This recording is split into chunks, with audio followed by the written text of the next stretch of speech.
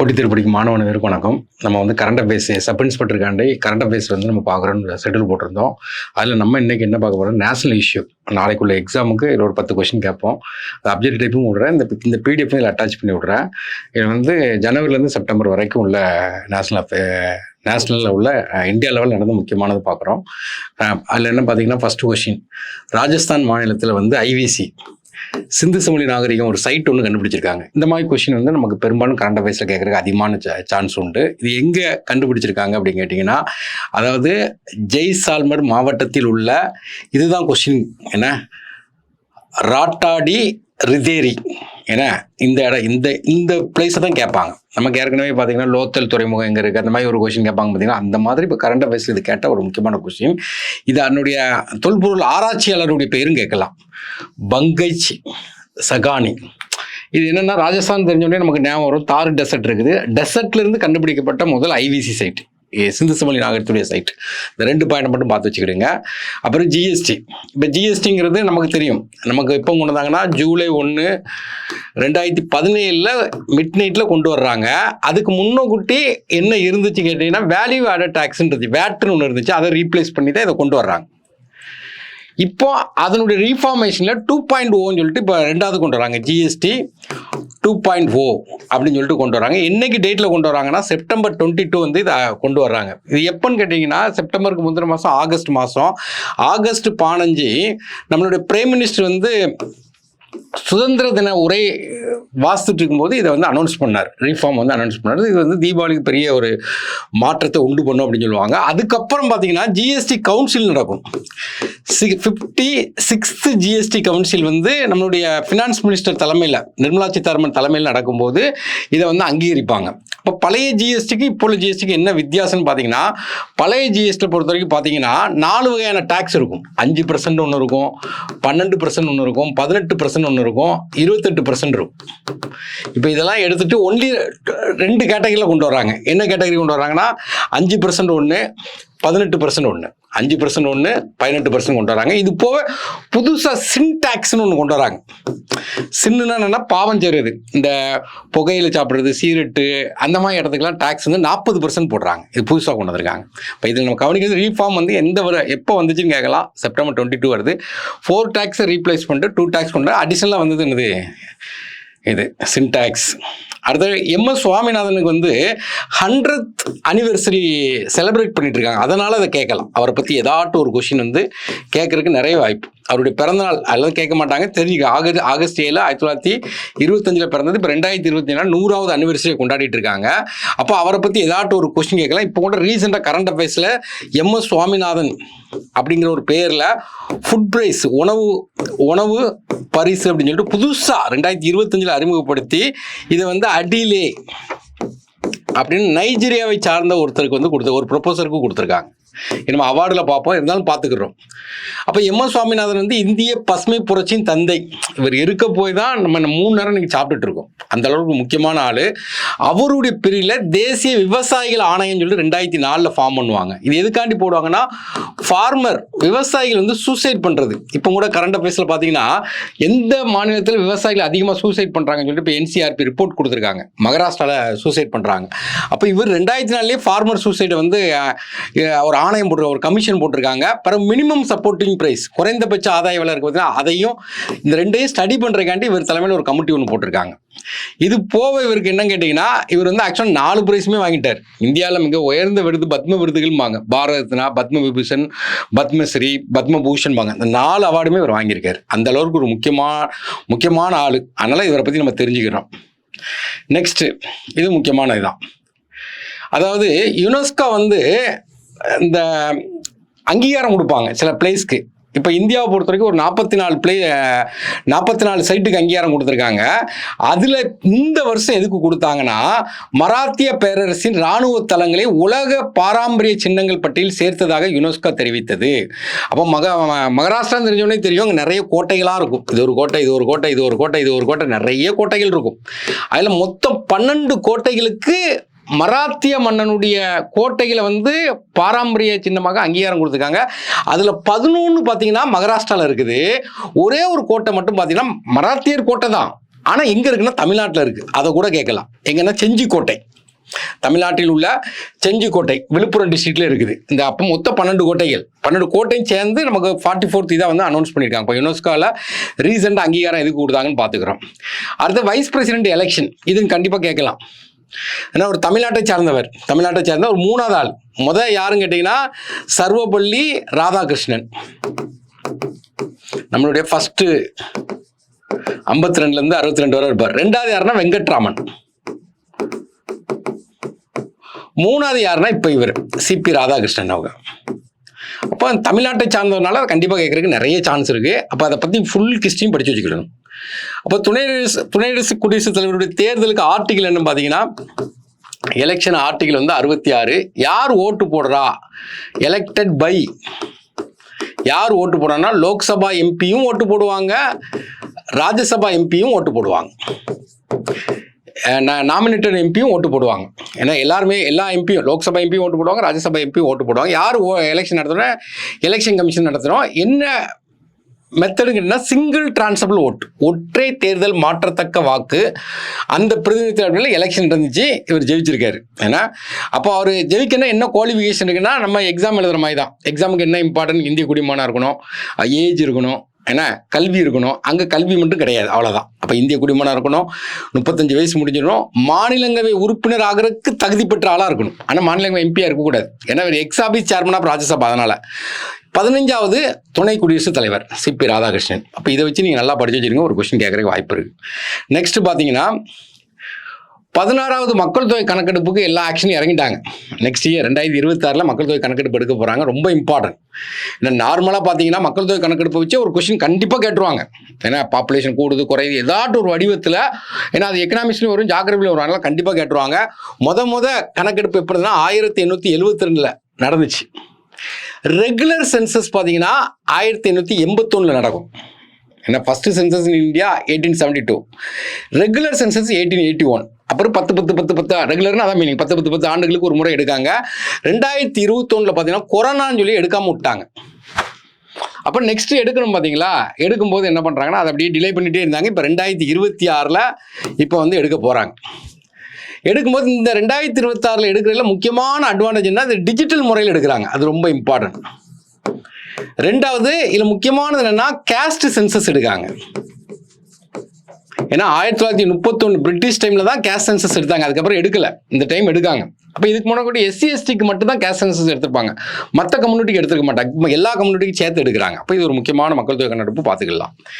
Next இது ஒரு important election commission. ஆக்சுவலாக பார்த்தீங்கன்னா கரண்ட் அஃபேர்ஸ் படிக்கும்போது ஒரு 3 பார்ட்டு நல்லா படிக்கணும்.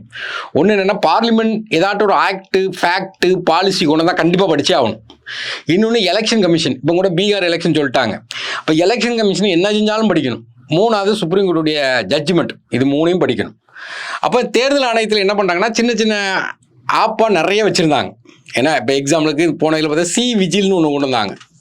எக்ஸாம்லையும் கேட்டான், இது வந்து இந்த எம்எல்ஏ எம்பி கேண்டிடேட் இருக்காங்கன்னு வச்சுங்களேன், அவங்கள கோட் ஆஃப் கான்டக்ட் வந்து அதில் ஏதாட்டும் ஒரு மிஸ்டேக் இருந்தால் கம்ப்ளைண்ட் பண்ணக்கூடிய ஒரு சி விஜில்னு ஒரு ஆப் ஒன்று அறிமுகப்படுத்தினாங்க. இதை மாதிரி 40க்கும் மேற்பட்ட ஆப் சின்ன சின்னதாக நிறைய KYC சொல்லுவாங்க, நோ யுவர் கேண்டிடேட் அப்படிம்பாங்க. இப்போ நிறைய 40க்கும் மேற்பட்ட இது இருக்குனால மக்கள் கன்ஃபியூஸ் ஆகிறான். அதனால் இப்போ எல்லாத்தையும் ஒரே பிளாட்ஃபார்ம்களை கொண்டு வராங்க, அதான் முக்கியமானது. அதுக்கு பேர் என்ன, ECI election commission of India net அப்படின்னு சொல்லி கொண்டு வராங்க. ஒருங்கிணைந்த டிஜிட்டல் தளத்தை அறிமுகப்படுத்தியிருக்காங்க, அவ்வளோதான். இதில் எல்லாமே உள்ளே வந்துடும் ஃபுல்லாகவே கம்ப்ளீட்டாக. அப்போ இந்த கொஸ்டினும் கேட்குறதுக்கு வாய்ப்பு இருக்குது. அடுத்தது பாருங்கள், தேசிய பேரிடர் மேலாண்மை ஆணையம் அவங்க அறிமுகப்படுத்திய சார்ச்சட், SACHET. ஏன்னா சார்ச்சட்னு ஒரு இது கைபேசி செயலியை வந்து அறிமுகப்படுத்தியிருக்காங்க. இது எதுக்குன்னா இந்த டிசாஸ்டர் பேரிடர் காலங்களில் அவங்களுக்கு ஹெல்ப் பண்ணுறக்காண்டி இருக்குது. அப்போ இதனால் என்ன இருக்குன்னா அந்த வானிலை அறிக்கைகள் பிறகு பார்த்தீங்கன்னா அந்த ரியல் டைம் வானிலை அறிக்கை இருக்கு பார்த்தீங்கன்னா, அதெல்லாம் வந்து டக்குன்னு மக்களுக்கு கொடுத்து, மக்களுக்கு இன்ஃபர்மேஷன் கொடுத்து அந்த டிசாஸ்டர்லேருந்து மனிதர்களை பாதுகாக்கிறக்காண்டி இந்த ஆப்பை வந்து அறிமுகப்படுத்தியிருக்காங்க. இதுவும் பார்த்து வச்சுக்கிடணும். இந்த மாதிரி கொஸ்டின் கேட்பாங்க. அடுத்து பார்த்தீங்கன்னா இந்த இந்தியாவில் ஆரஞ்சு பொருளாதாரம் அப்படிம்பாங்க. ஆரஞ்சு பொருளாதாரம்னா கண்டென்ட் கிரியேட்டரை ப்ரொமோட் பண்ணுறது. தமிழில் பார்த்தீங்கன்னா படைப்பாற்றல் சார்ந்த பொருளாதாரம், பெரும் பொருளாதாரம். படைப்பாற்றல் உருவாக்கணும், புதுசாக ஸ்டார்ட் அப் கம்பெனி உருவாக்கணும். அதான் ஆரஞ்சு பொருளாதாரம். இது என்ன நடந்துச்சு கேட்டிங்கன்னா, வேவ்ஸ் மாநாடுன்னு சொல்லி முதல் தடவை இந்தியாவில் வேவ்ஸ் மாநாடு நடக்கு. அப்போ வேவ்ஸ்க்கு ஃபுல் ஃபார்ம் கூட படித்து வச்சுக்கலாம். ஏன்னா world audio visual entertainment submit. இந்த வருஷம் பார்த்தீங்கன்னா இந்தியாவில் வச்சு நடந்துச்சு ஃபர்ஸ்ட் டைம். தமிழில் பார்த்தீங்கன்னா இசை, திரைப்படங்கள், உணவு, விளையாட்டு மற்றும் இயங்குபடம் ஆகியவற்றை உள்ளடக்கிய படைப்பாற்றல் சார்ந்த பெரும் பொருளாதாரம். அதான் ஆரஞ்சு எக்கனாமி. இதை டெவலப் பண்ணணும்னு சொல்லிட்டு கொண்டு வர்றாங்க. இப்போ ஒரு $30 பில்லியன் இதுக்குன்னு டெவலப் பண்ணணும் அப்படின்னு சொல்லி கொண்டு வராங்க. அடுத்தது பார்த்தீங்கன்னா one nation one rural bank அப்படிம்பாங்க. இப்போ என்ன சொல்கிறாங்க கேட்டிங்கன்னா, நார்மலாக ரூரல் பேங்க்னா கிராம பேங்க் அப்படிம்பாங்க. இப்போ தமிழ்நாட்டில் பார்த்தீங்கன்னா முந்தி இருந்தது பார்த்தீங்கன்னா பாண்டியன் கிராம வங்கின்னு இருக்கும், பல்லவன் கிராம வங்கின்னு இருக்கும். இந்த ரெண்டையும் பார்த்தீங்கன்னா 2019 மெர்ஜ் பண்ணி தமிழ்நாடு கிராம வங்கின்னு பேரை மாற்றிட்டாங்க. அப்போ தமிழ்நாட்டை பொறுத்தவரைக்கும் 2 பேங்க் இருந்து ஒரு பேங்க் ஆகிட்டா. இதே மாதிரி இந்தியா முழுவதும் 43 பேங்க் இருக்கிறத இவங்க எத்தனை பேங்கை மாற்றுறாங்கன்னா 28 பேங்காக மாற்றுறாங்க. ஏன் 28னா மொத்தம் 28 மாநிலம் இருக்குது, ஒரு மாநிலத்துக்கு ஒரு வங்கி அப்படிங்கிற ஒரு கான்செப்டை உள்ள கொண்டு வர்றாங்க. இதுக்கு ரெக்கமெண்ட் பண்ண கமிட்டி என்னன்னா வியாஸ் கமிட்டி. இவன் தான் அதை இன்டகிரேட் பண்ண சொல்றான். ஏன்னா இப்போ செலவுகளை குறைத்து செயல்திறனை அதிகரிக்கும் மொத்தமுள்ள 43 பிராந்திய வங்கிகளை 28 குறைக்க வேண்டும் அப்படின்னு சொல்லிட்டு இந்த திட்டத்தை கொண்டு வராங்க. நமக்கு RRBங்கிறத பார்த்து வச்சுக்கணும். இப்போ தமிழ்நாட்டை பொறுத்த வரைக்கும் பாண்டியன் பேங்க், இந்த பாண்டியன் பேங்க்ங்கிறது யாருடைய சபார்டினேட்னு கேட்டிங்கன்னா IOB. பல்லவன் பேங்க்ங்கிறது இந்தியன் பேங்க், அவங்க தான் ஸ்பான்சர் பேங்க். இப்போ ரெண்டையும் சேர்த்தா தமிழ்நாடு ஊரக வங்கின்னு கொடுத்தாங்க. இது எங்கே ஹெட் குவார்ட்டர்ஸ் இருக்குன்னா சேலத்தில் இருக்குது. அப்போ RRB பேங்குங்கிறது இந்தியாவில் ஆக்சுவலாக பேங்குங்கிறது எப்படி இருந்ததுன்னு கேட்டிங்கன்னா சிட்டியில் மட்டும் வச்சுருந்தாங்க. அப்போ சிட்டியில் உள்ளவங்க மட்டும் இந்த பேங்கிங் சர்வீஸை அனுபவிச்சுட்டு இருந்தாங்க. அப்போ ரூரல் பகுதிக்கு பேங்க் வைக்க யாரும் வரமாட்டாங்க. ரூரல் பகுதிக்கும் பேங்க் வரணும்னு சொல்லிட்டு 1975 நரசிம்மன் கமிட்டின்னு ஒரு கமிட்டி போடுவாங்க. இந்த நரசிம்மன் கமிட்டியுடைய ரெக்கமெண்டேஷன் படி தான் 1976 ஒரு 196 பேங்க் ஃபார்ம் பண்ணுவாங்க. இப்போ அப்படி குறைஞ்சி 26 பேங்க் வந்துச்சு. அப்போ இந்த பேங்குடைய கான்செப்ட் என்ன கேட்டிங்கன்னா, rural bank 50% central government sponsor, ஒரு 15% ஸ்டேட் கவர்மெண்ட், 35% ஸ்பான்சர் பேங்க். இப்போ பார்த்தோம்ல பாண்டியன் பேங்க்னா IOB ஸ்பான்சரு, இந்தியன் பேங்க்னா பல்லவன் பேங்க்னா இது அந்த மாதிரி ஸ்பான்சர் பேங்க் கொடுப்பாங்க. இப்போ இது கண்டிப்பாக கேட்கக்கூடிய கொஸ்டின்ஸ், வெரி இம்பார்ட்டன்ட். ஏன்னா கெடு வைத்தது ஆளுநருக்கு 30 நாட்கள் முதல், அதாவது 1 மாதத்தில் முதல் 3 மாதங்களுக்கு கால நிர்ணயம். அப்போ ஆளுநரை பற்றி கண்டிப்பாக தெரியணும். இந்த கேஸ் நம்ம பார்த்துக்கணும். இந்த கேஸ் என்ன கேட்டிங்கன்னா, ஸ்டேட் ஆஃப் தமிழ்நாடு இந்த case versus state of governor of Tamil Nadu இந்த கேஸ். இந்த கேஸில் ஜட்ஜ்மெண்ட் தமிழ்நாடுக்கு ஃபேவராக வந்துருச்சு. அதை நல்லா கவனிக்கணும். அது ஆர்டிக்கிளோட படிக்கணும். ஆர்டிகிள் 200, 201 ரெண்டையும் பார்த்து வச்சுக்கிறணும். அப்போ ஒரு மாநிலத்தில் சட்டப்பேரவையில் ஒரு பில்லு பாஸ் ஆகி கவர்னருக்கு போகுது. அதை கவர்னர் அதுக்கு ஒப்புதல் கொடுக்கலாம், அல்லது ரீகன்சிடர் பண்ணலாம், திரும்ப அனுப்பலாம், அல்லது வித்ஹோல்டு பண்ணுறோன்னு வச்சுக்கிறேங்க. இது 200. அதே நேரத்தில் எந்த ஒரு பில்லையும் பிரசிடென்ட்டுக்கு ரிசர்வ் பண்ணி அனுப்பலாம். அது 201. பில்லுக்கு ரிசர்வ் பண்ணி அனுப்பலாம் பிரசிடென்ட்டுக்கு. இது ஆளுநருக்கு உள்ள பவர். இதே மாதிரி மத்திய அரசாங்கத்துக்கு பார்த்தீங்கன்னா 101 ஆர்டிகல் பிரசிடென்ட்டுக்குள்ள பவர் இருக்கும். இப்போ நம்ம அதுக்கு போக வேண்டாம். இந்த இடத்துல நம்ம என்ன பண்ணோம்னா, அந்த நாளில் தான் அந்த மாசத்துல கொடுக்கணுங்காங்க. அப்போ இப்போ ஆளுநருக்கு ஒரு பில்லு லெஜிஸ்லேச்சரில் பாஸ் ஆகி கவுன்சில் இருந்தால் கவுன்சிலில் பாஸ் ஆகி ஆளுநருக்கு போகும்போது அவங்க என்ன சொல்கிறாங்க கேட்டிங்கன்னா, இந்த இடத்துல ஆளுநருக்கு போகும்போது 200ங்கிற ஆர்டிகிள் படி ஒப்புதல் அளிக்கலாம், மறுபரிசீலனை செய்யலாம், அல்லது வித்ஹோல்டு பண்ணி வச்சுக்கலாம். 201 படி எந்த மசோதாவையும் யாருக்கு அனுப்பிவிடலாம், எவனும் கேள்வி கேட்க முடியாது, பிரசிடென்ட்டுக்கு அனுப்பிவிடலாம். இப்போ அதுக்கு காலக்கெடு வச்சுருக்காங்க. என்ன காலக்கெடு வச்சுருக்காங்கன்னா, ஒரு பில்லு ஆளுநருக்கு போனால் 1 மாதத்துக்குள் முடிவெடுக்க வேண்டும். 1 மந்த், 1 மாசத்துல முடிவெடுக்க வேண்டும். அப்போ அது வரும்போது அதை பிரசிடென்ட் வித்ஹோல்டு பண்ண போறாரு. அதை வித்ஹோல்டுனா நிறுத்தி வைக்க போறாரு. நிறுத்தி வச்சாலும் 3 மாசத்துக்குள் அந்த கவர்மெண்ட்டுக்கு தெரிவிக்க வேண்டும். இல்லை 3 மாசம். அப்போ ஒரு பில்லு விட்டு போகும்போது அவர் 1 மாசத்துல முடிவெடுக்க வேண்டும். வித்ஹோல்டு பண்ணா 3 மாசம் தகவல் கண்டிப்பா தெரிவிக்க வேண்டும். குடியரசுத் தலைவருக்கு அனுப்புறதா இருந்தாலும் 3 மாதம் தான் அவருக்கு டைம். 3 மாதத்துக்குள் செயல்படுத்த வேண்டும். மறுபரிசீலனை செஞ்சா ஏன்னா மறுபரிசீலனை செய்கிறாரு. ஒரு பில்லு வந்து இப்போ 30% டேக்ஸ் போடுங்க, 20% ஏதோ ஒன்று வகையில் மறுபரிசீலனை செய்கிறாங்கன்னா திரும்ப அந்த பில்லு வந்தால் 1 மாதத்தில் அவர் கையெழுத்து போட்டாகணும். இப்போ எல்லாத்துக்கும் கால இது கொடுக்காங்களா? அப்போ வந்து 1 மாதத்தில் முடிவு எடுக்கணும் கையெழுத்து போடுறதுக்கு. ரீகன்சிடர் பண்ணால் 3 மாதத்தில் முடிவு எடுக்கணும். வித்துக்கோல்டு பண்ணாலும் 3 மாதம் இருக்கும். மறுபரிசீலனை பண்ணாங்கன்னா வந்த பிறகு 1 மாதத்தில் முடிவு எடுக்கணும். முக்கியமான இது கேட்குறதுக்கு நிறைய சான்ஸ் இருக்குது. நெக்ஸ்ட் பார்த்தீங்கன்னா யுனெஸ்கோவுடைய ஹெரிடேஜ் லிஸ்ட்டில் இந்தியாவுடைய கலாச்சார பாரம்பரியத்தில் ஒன்று பதிவேடு ஆகிருக்கு. அது என்னன்னு சொல்லி பரீட்சையில் கேட்பாங்க. அப்போ வந்து பகவத்கீதை நாட்டிய சாஸ்திரம். அப்போ நாட்டிய சாஸ்திரங்கிறது பரத முனிவரால் சமஸ்கிருத மொழியில் இயற்றப்பட்டது. இந்த ரெண்டுமே உலக அளவில் கலாச்சார பாரம்பரிய தொன்மைமிக்க ஆவணங்களை பாதுகாக்கணும் யுனெஸ்கோ உலக நினைவு பதிவேடு 93 ஆரம்பித்தாங்க. அப்போ இதில் இந்த வருஷம் ரீசெண்டாக பகவத்கீதையும் நாட்டிய சாஸ்திரமும் அதில் வந்து ரிஜிஸ்டர் பண்ணியிருக்காங்க. அடுத்து இதுவும் கேட்கலாம். நம்ம ஆளுக்கு இப்போ பார்த்தீங்கன்னா நம்ம இந்தியாவும் பாகிஸ்தானும் ஃபைட் பண்ணாங்க பகல்காம் அட்டாக்கு. அந்த பகல்காம் அட்டாக்கு நெகிழ்ந்த உடனே நம்ம என்ன பண்ணோன்னா சிந்து நதி ஒப்பந்தத்தை கேன்சல் பண்ணுறோம். அவன் என்ன பண்ணுறான், பாகிஸ்தான் என்னன்னா சிம்லா ஒப்பந்தத்தை கேன்சல் பண்ணுறான். அப்போ ரெண்டுமே நம்ம லைட்டாக தெரிஞ்சுக்கலாம், ஹிஸ்டாரிக்கலாக கேட்கலாம். அப்போ சிம்லா ஒப்பந்தங்கிறது நமக்கு தெரியணும். சிம்லா ஒப்பந்தங்கிறது ஒரு முக்கியமான ஒப்பந்தம். ஆக்சுவலாக பார்த்தீங்கன்னா இந்தியா இருக்கும்போது இதுதான் நமக்கு பங்களாதேஷ். அப்போ இந்தியா பங்களாதேஷ் வார் வந்து 1971 நடக்குது. அப்போ வந்து பங்களாதேஷ் வார் கிடையாது, இந்தியா பாகிஸ்தான் வார். பாகிஸ்தான்ங்கிறது இங்கே இருக்குது. இதுவும் அப்போ பாகிஸ்தான் தான், இதுவும் பாகிஸ்தான் தான். அப்போ இவங்களுக்குள்ள ஒரு பிரச்சனையில் இந்தியா தலையிடுது. அப்போ அந்த வார் வந்து இந்தியா பாகிஸ்தான் வாராக மாறும்போது பெரிய வாரம் நடக்குது. இந்திரா காந்தி பீரியட் நடக்குது. வாரில் இந்தியா மிகப்பெரிய வெற்றி. அந்த வெற்றி நினைவாக தான் இந்த பாகிஸ்தான் இருந்த பகுதியை பங்களாதேஷ்னு ஒரு நாட்டை உருவாக்குனதே இந்திரா காந்தி தான். அப்போ ஒரு நாட்டுக்கு இன்னொரு நாட்டுக்கு சண்டை நடக்குது. இப்போ பார்த்தீங்கன்னா இஸ்ரேலுக்கும் நமக்கு யாருக்கு கமாஸ்க்கும் சண்டைக்கு ஒரு ஒப்பந்தம் போடுவாங்க. அது மாதிரி பார்த்தீங்கன்னா ரஷ்யா உக்ரைனுக்கு ஒரு சண்டை நடக்கணும் ஒப்பந்தம் போடுவாங்க. அப்போ இந்தியா பாகிஸ்தானுக்கு ஒரு ஒப்பந்தம் போட போகிறாங்க. ஒப்பந்தம் போட்டதான் சிம்லா ஒப்பந்தம். அந்த வாரில் நார்மலாக ஒரு நாட்டுக்கும் இன்னொரு நாட்டுக்கு சண்டை ஏற்படும் போது தேர்ட் பார்ட்டி வேற ஒரு நாட்டில் போய் தான் ஒப்பந்தம் போடுவாங்க. நீங்கள் நல்லா வாட்ச் பண்ணால் தெரியும்.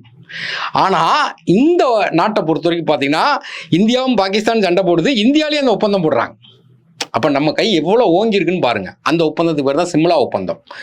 அந்த சிம்லா ஒப்பந்தத்தில் தான் என்ன கொண்டு வராங்க கேட்டிங்கன்னா லைன் ஆஃப் கண்ட்ரோல். இந்தியா பாகிஸ்தானுக்குள்ள லைன் ஆஃப் கண்ட்ரோலை ஃபிக்ஸ் பண்ணுறாங்க. முக்கியமானது லைன் ஆஃப் கண்ட்ரோலை ஃபிக்ஸ் பண்ணுறாங்க. இப்போ அந்த ஒப்பந்தத்தை வந்து நம்ம என்னெல்லாம் சொன்னோமோ அவன் கேட்டுக்கிட்டான் பாகிஸ்தான். அவன் உடனே இப்போ சண்டை வந்தோடனே சிம்லா ஒப்பந்தத்தை கைவிடப்பட்டது அப்படிங்க. அப்போ சிம்லா ஒப்பந்தத்தை பற்றி தெரியணும். அந்த அதாவது லைன் ஆஃப் கண்ட்ரோலில் மீறுவாங்க. இன்டெரக்டாக என்ன சொல்கிறோம், லைன் ஆஃப் கண்ட்ரோலில் மீறுமா. லைன் ஆஃப் கண்ட்ரோல்னா இந்தியா பாகிஸ்தான் பார்டர் லைன். நம்ம தான் முதல்ல சொல்கிறோம் சிந்து நதி ஒப்பந்தம். சிந்து நதிங்கிறது அதுக்கு துணை நதிகள் இருக்குது. ஜீலம், ஜினாப், ராவி, பியா, சட்லைன்னு சொல்லிட்டு 5 நதி இருக்குது. சிந்து ஜத்தா 6 நதி இருக்குது.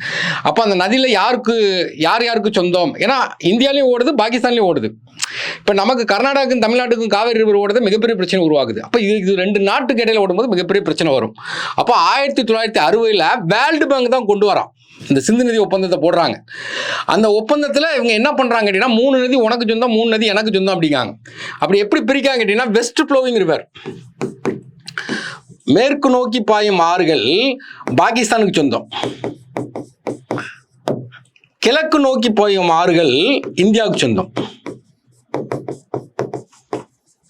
அப்போ பாகிஸ்தானுக்கு சொந்தமான நதியை நம்ம இப்படி ஞாபகம் வச்சுக்கணும், CJI. நம்ம சீஃப் ஜஸ்டிஸ் ஆஃப் இந்தியான்னு சொல்கிறோம், ஆனால் இந்தியா கிடையாது, பாகிஸ்தான் வச்சுக்கணும். அது என்னென்னா சினாப், ஜீலம், இண்டஸ். மீதி உள்ள நதி என்ன கேட்டீங்கன்னா SRB. ஏன்னா SRBன்னா என்னென்னா சட்லஜ், ராவி, பியாஸ். அப்போ இந்த 3 நதியும் இவனுக்கு சொந்தம் சொல்கிறோம். எல்லாரும் பேருமே இந்தியாவில் இருந்தால் பாகிஸ்தானுக்கு போதும். அப்போ சிந்து நதி ஒப்பந்தம் கைவிடப்பட்டதுன்னா இங்கேருந்து தண்ணி அங்கே போகாது, பெரிய வறட்சிக்குள்ளாக போத்தாங்க. அப்போ அந்த ஒப்பந்தத்தை இந்தியா அனுப்பாட்டுறாங்க, அவன் இந்த ஒப்பந்தத்தை அனுப்பாட்டுறான். அப்போ இந்த மாதிரி கொஸ்டின் வந்து கேட்கலாம், பார்த்து வச்சுக்கிடணும். நெக்ஸ்ட்டு பசு ஆசாதி இனிஷியேட்டிவ். ஏன்னா கால்நடையில் பார்த்தீங்கன்னா கால்நடை விலங்குகள்லாம் இருக்குது பார்த்தீங்கன்னா அவங்களுக்கு மலிவு விலையில் மருந்துகள் வாங்குறதுக்காண்டி இந்த அமைப்பை கொண்டு வராங்க. பசுங்கிற வார்த்தையை பற்றி பார்த்துக்கலாம். அடுத்து ஆசாதி. இதே மாதிரி பார்த்தீங்கன்னா பிரதான் மந்திரி பாரதிய ஜனாதி பரிஜோதனா அப்படின்னு சொல்லிட்டு இது என்னென்னா இதே மாதிரி இது 2008 கொண்டு வந்தாங்க. பீப்புளுக்கு குறைந்த விலையில் மருந்து கொடுக்கறது மக்களுக்கு, இது கால்நடைகளுக்கு. இது கேட்கலாம். நாட்டில் புலிகள் காப்பகம் 58 கேட்கலாம். இப்போ புலிகள்னாவே எந்த மாநிலத்தில் அதிகமான, மத்திய பிரதேசத்தில் அதிகமாக இருப்பாங்க. மத்திய பிரதேசத்தில் தான் மாதவ் புலிகள் காப்பகம் 58வதாக இணைஞ்சிருக்கு. அப்போ மத்திய பிரதேசத்தில் மாதவ் புலிகள் காப்பகத்தோட நாட்டில் எண்ணிக்கை என்ன 58 ஆகிட்டு. இருக்கிறதுலேயே மத்திய பிரதேசத்தில் புலிகள் எண்ணிக்கை அதிகமாக இருக்குது. அதே நேரத்தில் புலிகள் காப்பகமும் 9 காப்பகம் இருக்குது மத்திய பிரதேசில். கங்கை டால்ஃபின்ங்கிறது நமக்கு தெரியும். ஏன்னா நம்மளுடைய தேசிய நீர்வாழ் விலங்கு கங்கை டால்ஃபின். கங்கை நதியில் டால்ஃபின் இருக்குது அது. அப்போ அங்கே இப்போ ரீசெண்டாக சென்சஸ் எடுத்தாங்க, அது முக்கியம். சென்சஸ் எடுக்கும்போது உத்தரப்பிரதேசம் சென்சஸ் அதிகம், அதனால் இதை பற்றிலாம் நம்ம பார்க்குறோம். அப்போ இந்தியாவில் காணப்படும் ஒரே நதியில் டால்ஃபின்கள் கங்கை டால்ஃபினில் தான் கணக்கெடுப்பு நடத்துகிறாங்க. மொத்தம் 6327 டால்ஃபின் இருக்குது.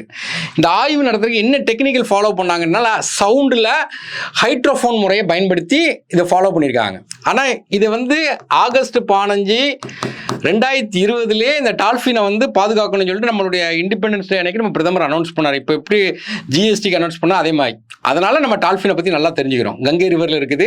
அதோட சயின்டிஃபிக் நேம் என்னங்கன்னா பிளனடிஸ்டா கங்கேடிகா.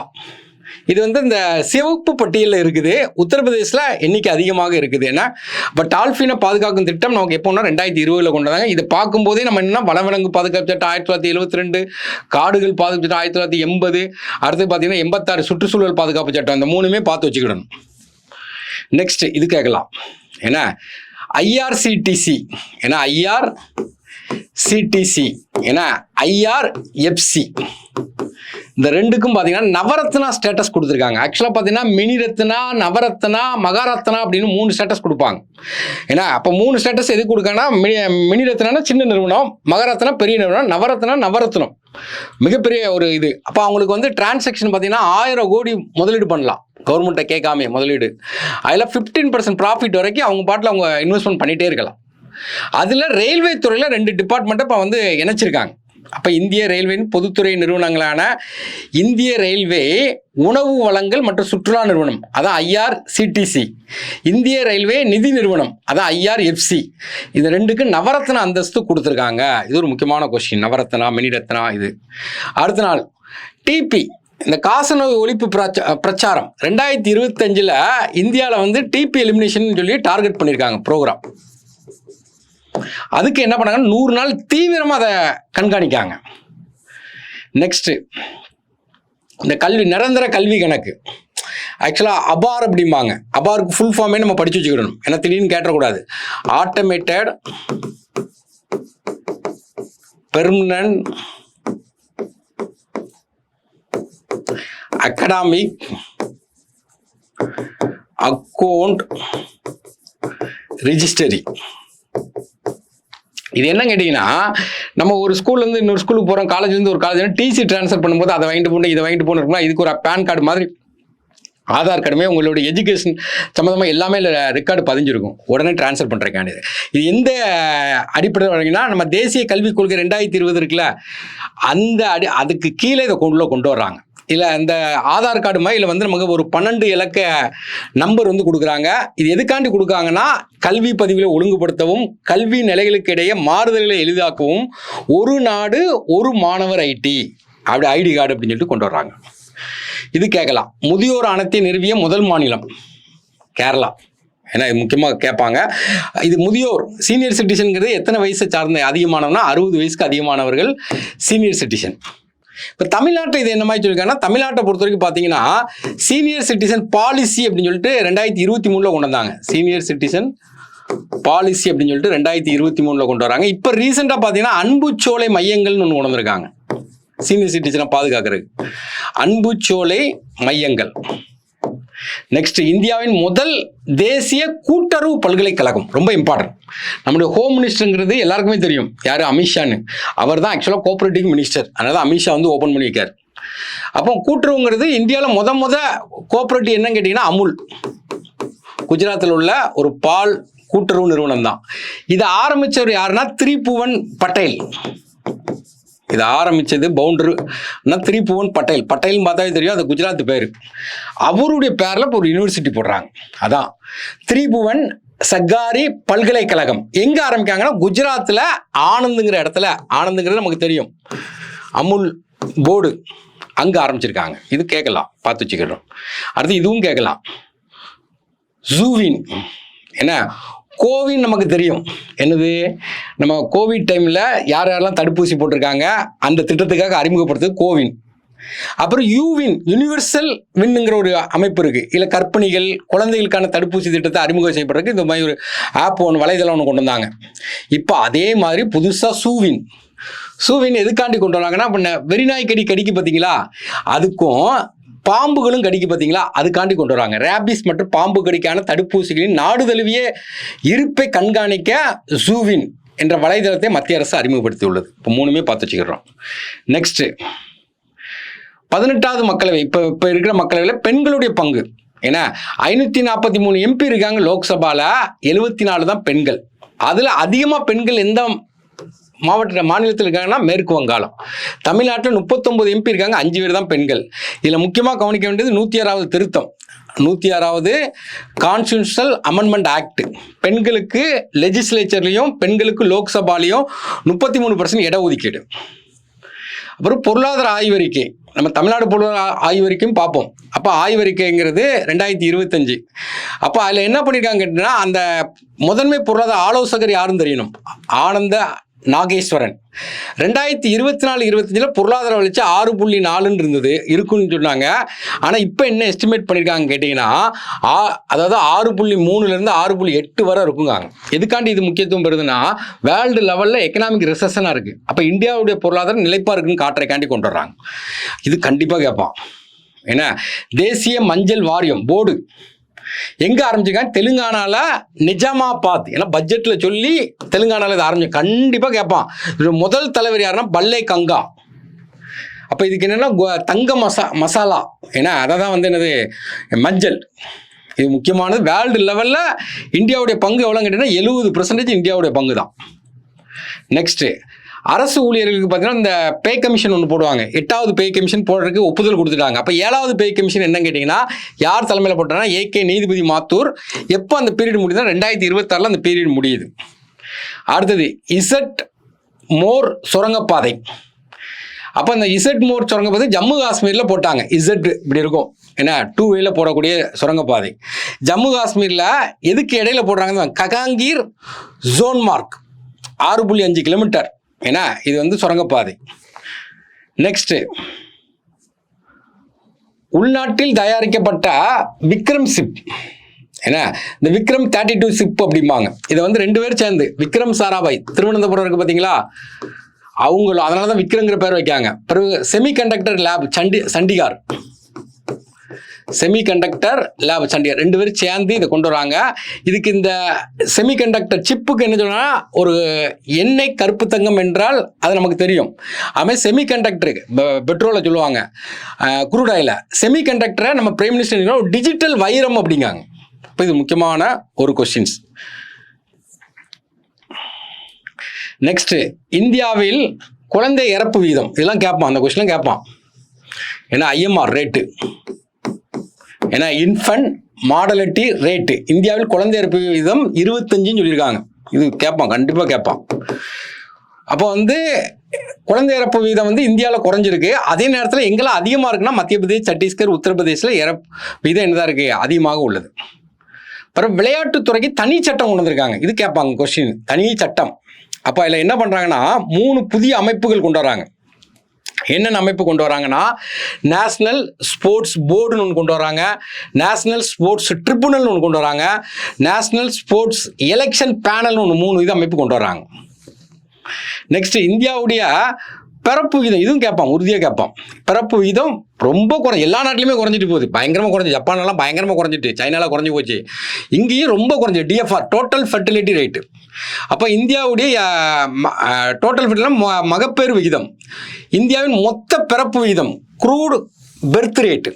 ஏன்னா 1000 பேருக்கு பிறக்கும் குழந்தைகளின் எண்ணிக்கை 2022 19.1 இருக்குது, 2023 18.4 ஆச்சு, கிட்டத்தட்ட 0.7 குறைஞ்சிட்டு. டோட்டல் ஃபர்டிலிட்டி ரேட் வந்து நமக்கு எவ்வளோ இருக்குன்னு கேட்டிங்கன்னா 2.0 2022 இருக்குது. இப்போ எவ்வளோ இருக்குன்னா நமக்கு 1.9 குறைஞ்சி போச்சு. சிஎஃப்ஆர் வந்து 25. பீகாரில் பார்த்தீங்கன்னா அதிகமாக இருக்கு குரூட் பர்த் ரேட். அப்போ அதிகமான குழந்தைகள் பிறப்பு வீதம் எங்கே இருக்குன்னா பீகார். குறைந்த 25.9. குறைந்த பிறப்பு வீதம் தமிழ்நாடு 12. ரொம்ப இம்பார்ட்டன்ட். அதே டோட்டல் ஃபெர்டிலிட்டி ரேட்டு, ஏன்னா யூனியன் பிரதேசங்களில் அதிகமாக இருக்கிறது வந்து நமக்கு வந்து மாநிலங்களை 2 சேர்த்து பார்க்கும்போது டோட்டல் குழந்தை பிறப்பு வீதம் அதிகமாக இருக்குது எங்கே இருக்குன்னா பீகார். 2 சேர்த்து பார்க்கும். குறைந்தபட்சம் டெல்லி. தமிழ்நாட்டில் டோட்டல் ஃபெர்டிலிட்டி ரேட் எவ்வளோன்னு கேட்டிங்கன்னா 1.4. ரொம்ப குறைஞ்சிட்டு. நெக்ஸ்ட், உலகில் முதலாக மூங்கில் எத்தனால் ஆலை. இந்த மூங்கில் எத்தனால் ஆலைன்னு எத்தனால் பிளெண்டிங் பெட்ரோல் அப்படின்னு சொல்லி கொண்டு வராங்க. பெட்ரோல் 80%, எத்தனால் 20% கொண்டு வருவாங்க. ஏன்னா அப்போ இது எதுக்காண்டி கொண்டு வராங்கன்னா, நம்ம வெளிநாட்டிலேருந்து நிறைய ஃபியூல் இம்போர்ட் பண்ணிட்டு இருக்கோம். அந்த ஃபியூல் இம்போர்ட்டை குறைக்கிறக்காண்டி இந்த மாதிரி கொண்டு வருவாங்க. அதில் முதல்ல என்ன பண்ணால் சுகர் கேன் வச்சு எத்தனால் இது பண்ணாங்க. அப்போ அதில் வந்து காஸ்ட் ரொம்ப அதிகமாச்சு. அப்புறம் பார்த்தீங்கன்னா மக்காச்சோளத்தை பயன்படுத்தினாங்க. இப்போ முதல் முறையாக மூங்கில் எங்கன்னா மூங்கில் தெரிஞ்சோன்னா எல்லாரும் தெரியும் அஸ்ஸாமில். அப்போ இந்தியாவில் இதுவரை கரும்பு கழிவுகளிலிருந்தே எத்தனால் தயாரிக்கப்பட்டு வருது. உலக அளவில் முதல் முறையாக அஸ்ஸாம் மாநிலத்திலிருந்து மூங்கிலிருந்து என்ன செய்யறோம் எத்தனால் தயாரிக்கும். இதுவும் கேட்கலாம் கொஸ்டின்ஸ். அடுத்தது உபரி வருவாய். இப்போ சிஏஜி ரிப்போர்ட் கொடுத்துருக்காங்க, கண்ட்ரோலர் அண்ட் ஆடிட்டர் ஜெனரல். அதில் வருமானம் உபரி வருவாய், அதாவது எப்போவுமே யாராக இருந்தாலும் வரவு எவ்வளோ வந்தாலும் செலவு அதை தாண்டி போகும். ஆனால் உபரி வருமானம் எங்கே இருக்குன்னா உத்தரப்பிரதேசில் இருக்குங்காங்க. செலவை விட வருமானம் அதிகமாக இருக்குங்காங்க. சில மாநிலத்தில் வரவை விட ஏன்னா செலவு அதிகமாக இருக்கும். அது எந்த மாநிலம்னா ஆந்திராவில் தான் அதிகமாக இருக்குது. தமிழ்நாட்டிலையும் பார்த்து வச்சுக்கணும், 2வது இடத்துல இருக்காங்க. 36,215 கோடி சிஏஜி ரிப்போர்ட். அடுத்து இப்போ ரீசெண்டாக போகக்கூடிய பிரச்சனை இந்த பிரச்சனை தான் போயிட்டு இருக்குது. ஏன்னா அப்போ ரீசெண்டாக என்ன பிரச்சனை போகுது அப்படின்னு கேட்டிங்கன்னா, லடாக் ப்ரொட்டஸ்ட் ஏற்கனவே நமக்கு தெரியும். 2022 பார்த்தீங்கன்னா ஸ்ரீலங்காவில் ஒரு பிரச்சனை போச்சு. 2024 பார்த்தீங்கன்னா பங்களாதேஷில் ஒரு பிரச்சனை போச்சு.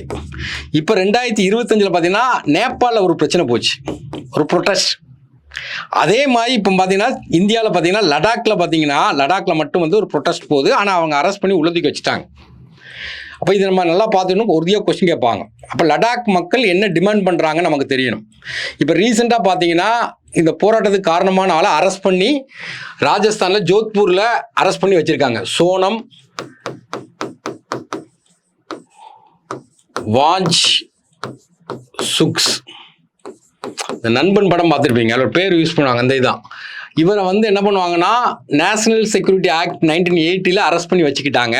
இவர் ஆக்சுவலாக பார்த்தீங்கன்னா 35 நாள் ஹங்கர் ஸ்ட்ரைக் அடிப்பார். இவருக்கு கிட்டத்தட்ட ஒரு காந்தியவாதி மாதிரி, அகிம்சையில் போராடக்கூடிய ஆள், என்விரான்மெண்டலிஸ்ட். ஆனால் 15ஆவது நாளே என்னென்னா கலவரம் வெடிக்க போய் ஒரு அரெஸ்ட் பண்ணி வச்சுட்டாங்க. இப்போ இந்த கலவரத்துக்கு காரணம் என்ன, இது எல்லாத்தையும் பார்க்கணும் நம்ம. அப்போ வந்து நமக்கு தெரியும் 2019 370வது ஆர்டிகிள் ஜம்மு காஷ்மீருக்கு சிறப்பு அந்தஸ்து கொடுத்தாங்க. அதை கேன்சல் பண்ணுறாங்க. 2019 என்ன பண்ணுறாங்கன்னா ஆர்டிகிள் 370யும் 35A அங்கே சொத்துவாங்க. ரெண்டுமே நமக்கு என்ன செய்றாங்கன்னா கேன்சல் பண்ணுறாங்க. கேன்சல் பண்ண குட்டி.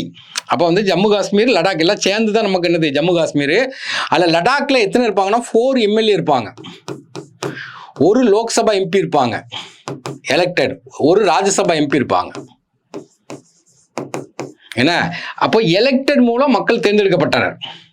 இப்போ பார்த்தீங்கன்னா ஸ்டேட் லெஜிஸ்லேச்சர் வந்து ஜம்மு காஷ்மீரில் இருக்கு, லடாக்ல இல்லை. ஆனால் 2019 பார்த்தீங்கன்னா அந்த ஒரு மாநிலமாக இருந்த ஜம்மு காஷ்மீரை 2 யூனியன் பிரதேசமாக உடைக்கும் போது லடாக்குக்காரன் என்ன சொன்னா வெடி போட்டு கொண்டாடினான், பயங்கரமாக கொண்டாடினான், பயங்கர ஹாப்பினஸ்.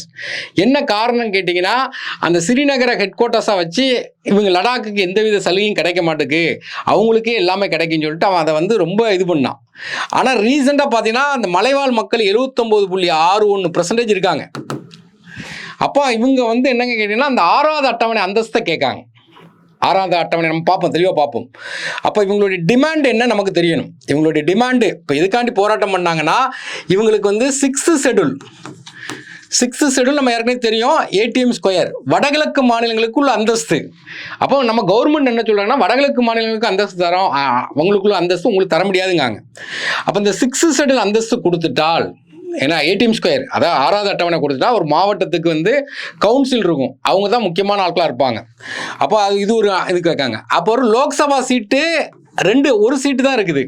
இவங்க இப்போ என்னன்னா லேன்னு ஒரு பகுதிக்கு கேட்காங்க, கார்கில்ங்கிற ஒரு பகுதி கேட்காங்க. 2 சீட்டு கேட்காங்க. அது போக மாநில அந்தஸ்து கேட்காங்க, ஸ்டேட் குட். ஏன்னா இவங்களுடைய இது என்ன கேட்டீங்கன்னா, பிறகு கவர்மெண்ட் எம்ப்ளாயி அது லடாக்கை சார்ந்தவங்களா இருக்கணும் அப்படி கேட்காங்க, கவர்மெண்ட் சர்வீஸில் இருக்கும். அந்த 4 டிமாண்டு கேட்காங்க. அப்போ அந்த 4 டிமாண்டு கேட்கறதுக்கு காரணம் என்ன? இதாங்க காரணம். அப்போ நமக்கு வந்து இப்போ 6th ஷெட்யூலில் உள்ளே வந்துட்டாங்கன்னா அங்கே என்ன நடக்கும் அப்படின்னு கேட்டிங்கன்னா, அட்டானமஸ் ஏன்னா டிஸ்ட்ரிக்ட் கவுன்சில்னு ஒன்று வரும். அந்த கவுன்சில் தான் எல்லா முடிவும் எடுப்பாங்க. நம்ம எப்படி ஒரு மாவட்டத்துக்கு கலெக்டர் இம்பார்ட்டண்ட்டாக இருக்காரோ, இந்த இடத்துல போய் சீஃப் மினிஸ்டருக்கு எங்கள் பவர் இருக்காது, எந்த பவருமே இருக்காது, யாருக்குமே பவர் இருக்காது. அப்போ அந்த பவர் அவங்ககிட்ட கேட்குறாங்க. இப்போ இவங்க டிமாண்ட் இதான். அப்போ நம்மளுடைய ஹோம் மினிஸ்டர் என்ன பண்ணாங்கன்னா 2023 அந்த ஷெட்யூல் உங்களுக்கு தேவையானதை நிறைவேற்றுறோம் அப்படின்னு சொல்லி ப்ராமிஸ் கொடுக்காங்க. 2025 2 ப்ராமிஸை தான் நிறைவேற்றுறாங்க. என்ன ப்ராமிஸை நிறைவேற்றுறாங்க கேட்டிங்கன்னா, கவர்மெண்ட் வேலைக்கு 85% ஆட்களை நாங்கள் லடாக்லேருந்து எடுத்துக்கிறோம். 1 பிறகு உங்களுடைய அபிஷியல் லாங்குவேஜ் ஒரு 2 மொழியை என்ன பண்ணுறாங்கன்னா அங்கீகரிக்காங்க. அப்போ 2 மொழின்னு பார்க்கும்போது ஒன்று வந்து என்ன கேட்டால் போட்டி,